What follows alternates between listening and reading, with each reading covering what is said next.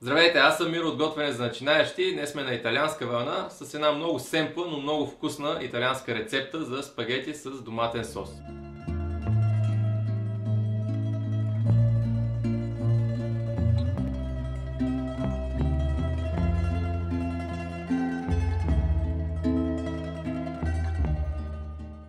Рецептата е от книгата Essentials of Classic Italian Cooking. Преди нова година беше станало на въпрос какви книги имам, дали са ми харесали, и аз тогава бях казал, че мога да ги представям една по една с по някоя рецепта от тях. В случая съм избрал супер елементарна рецепта за много изчистен доматен сос. Когато бях в Италия, по-специално в Рим, пробвах няколко вида паста, различни пици и винаги доматеният сос беше много семпъл, свеж, почти все едно не е готвен и нямаше натрапчиви аромати. Доста дълго време се опитвах да го пресъздам и мисля, че в тази книга основният доматен сос, който е дарен, е точно такъв. Хубавото при него е, че може да се приготвите голямо количество, да го замразите и след това, когато ви потрябва, да го използвате при необходимост. Също така, понеже няма натрапчиви аромати и подправки, които да се добавят, може да се използва за много различни рецепти. Може да го сложите дори върху пица, за лазаня, за други ястия, които изискват доматен сос, така че не е само за спагети. Да преминаваме към необходимите продукти, които са много малко, и при самото приготвяне.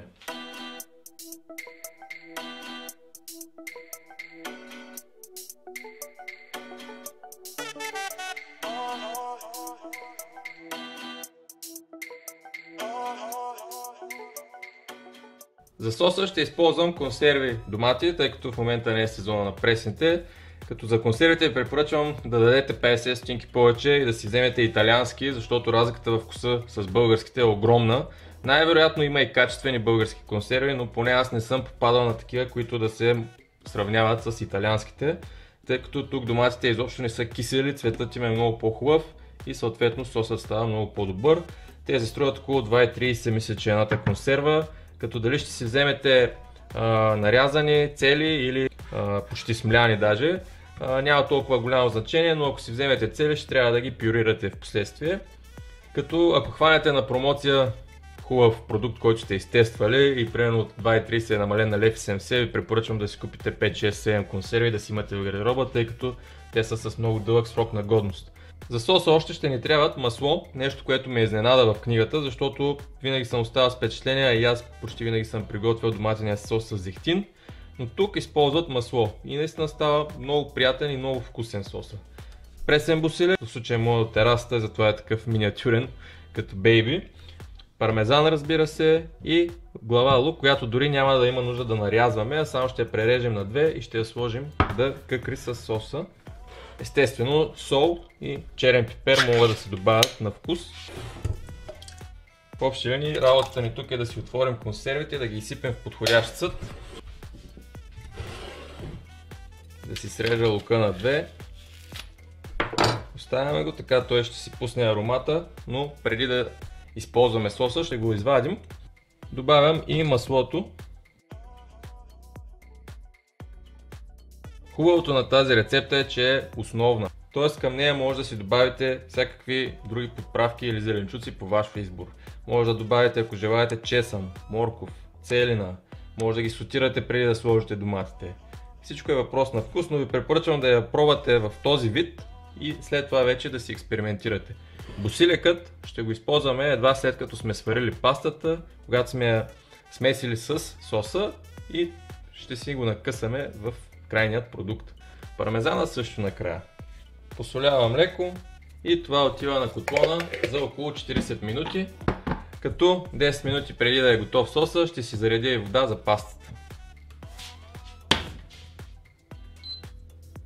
Тъй като не искаме да кипи бурно и да залепва по дъното, за да не се налага да го гледате постоянно, на съвсем умерен огън лекичко да си къкри и да редуцира.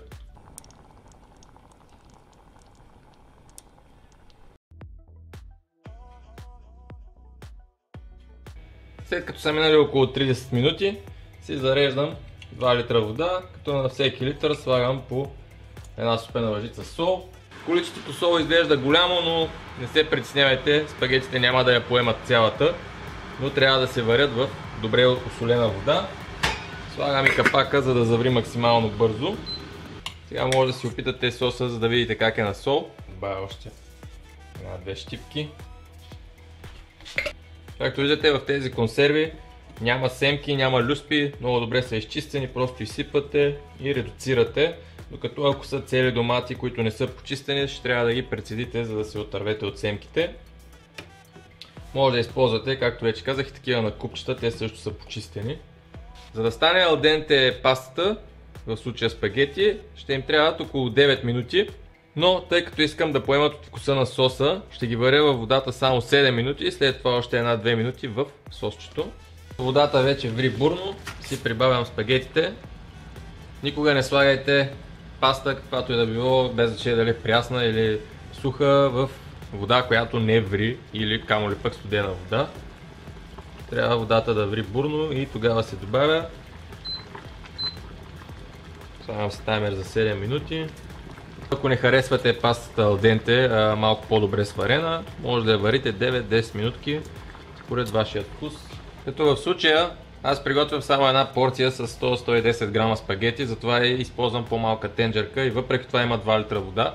Ако приготвяте 4-5 порции, задължително сложете по-голям съд с много вода, защото ако е прекалено малък, пастата не може да се свари добре, водата много рязко сваля температура, когато я сложите. След 7 минутки спагетите са готови за отцеждане. И вече мога да си изваря лука от соса, тъй като той си е отдал вкуса. Сега това, което правя, е в същата тенджерка, където се варяха спагетите, си сипвам един черпак от соса, даже малко отгоре. Както виждате, между 4 и 6 порции, в началото още ви казах. И си изсипвам горещите спагети вътре, а не да си сложите спагетите в чинията и след това да ги полеете със сос, защото не може да ги объркате качествено.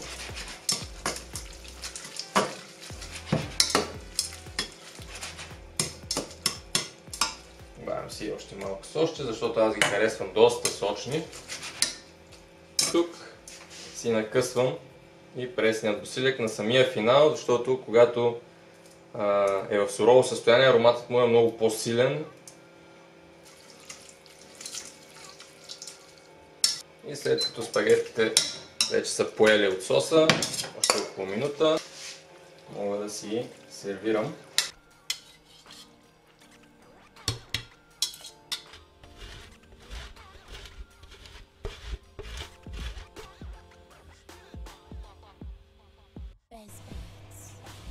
Сега идва и най-сладкият момент, естествено, да си опитам продукцията.